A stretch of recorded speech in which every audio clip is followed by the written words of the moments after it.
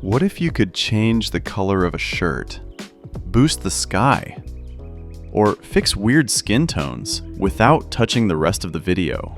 Filmora just added a powerful new feature called Hue Saturation Curves, and it gives you way more precise control over color than the basic sliders ever could.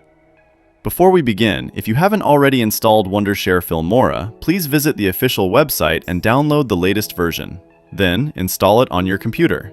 Also, remember to subscribe to our channel and hit the bell icon so you never miss any of our upcoming videos. In the latest Filmora update, you'll find a new section inside the color panel called Hue Saturation Curves. Instead of adjusting the entire image, these curves let you target specific colors or brightness ranges and tweak them independently. That means you can fine-tune your footage with greater control. Filmora now includes 6 different curves, and each one solves a different color problem. Hue versus saturation. First is hue versus saturation. This one lets you increase or decrease the intensity of specific colors. For instance, you can boost the blue in the sky to make it pop while leaving skin tones untouched, or reduce overly strong reds in clothing to avoid distraction. It's a great way to balance colors naturally without oversaturating the whole image. Hue versus hue. Next is hue versus hue. This curve allows you to change one color to another.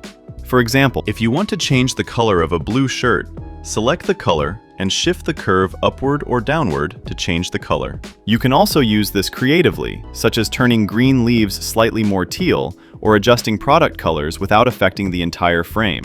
It's perfect when a color looks slightly off and you want to correct it without changing everything else. Hue versus Luma.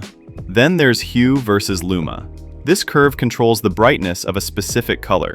A common example is darkening a bright sky to make clouds more visible, or slightly brightening greenery to make landscapes look more vibrant. It's extremely useful for recovering detail or guiding viewer attention. Luma versus saturation. Now we move to Luma versus saturation. This adjusts saturation based on the image's brightness levels. Editors often use this to reduce color noise and shadows or to prevent highlights from appearing overly saturated. In practice, you can keep darker areas more neutral while preserving vibrant colors and midtones. Saturation versus saturation. Next is saturation versus saturation. This curve lets you control how already saturated colors behave. For example, if some colors are becoming too intense after grading, you can compress them so they stay vibrant but don't look unnatural. It's very helpful for keeping colors cinematic and balanced. Saturation versus Luma. Finally, we have saturation versus Luma.